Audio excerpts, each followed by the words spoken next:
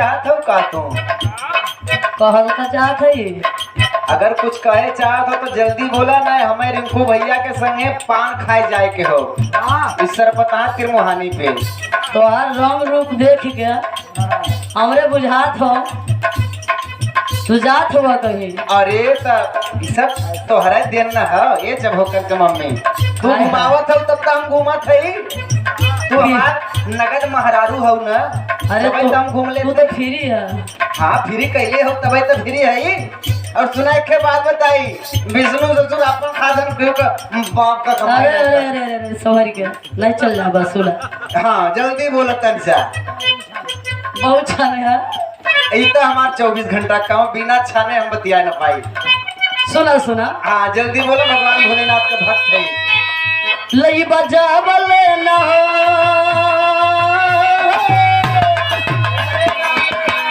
पैसा न कौड़ी बाजार धर धौड़ी समोसा छोला चाय तो हम ले आए अरे छाने के पैसा बा। देखो बोला? तो हमारा रोज का काम हो बड़वार तुम्हारा आदत खराब बा। अरे पगली बड़वार कोनो फरमाइश मत सुना कर सुना भाषण मत दा। हाँ जल्दी बोला जल्दी लई बोला। बजा बले न लई बजा बले न कलकतिया सरिया पिया सुतब ना से दरिया पिया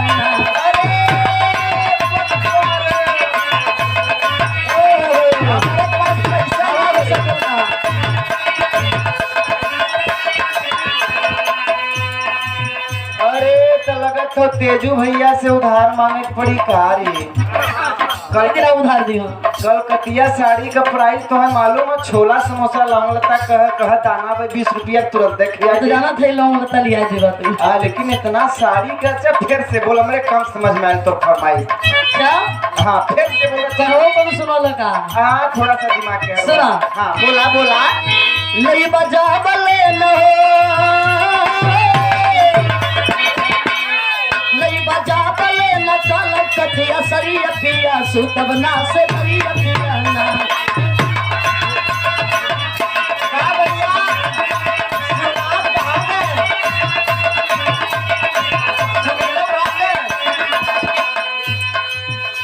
शिवनाथो भागन सुनीलो भागन अब रिंकू भाई है।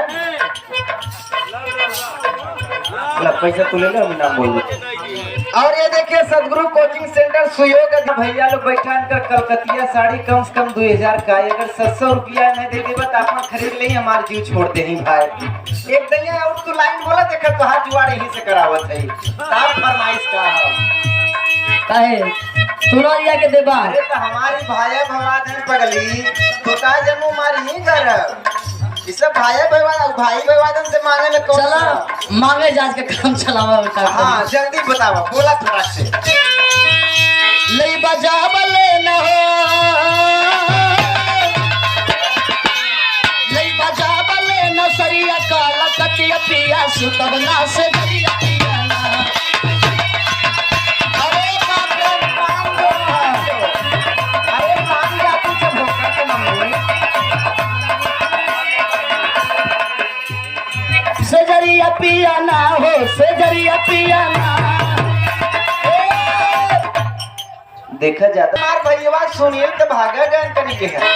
अब शिवनाथ ना होते पुलिस का सुनत होई तो दौड़ा वही भग जाई से 5 से लेके घबरा जी। अपने जुगाड़ में गवाहन सुना पहले। हाँ लई बजा बले न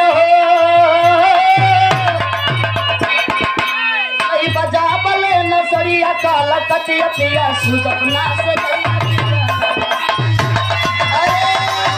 मान जा तू तो पकड़ रहा है यार।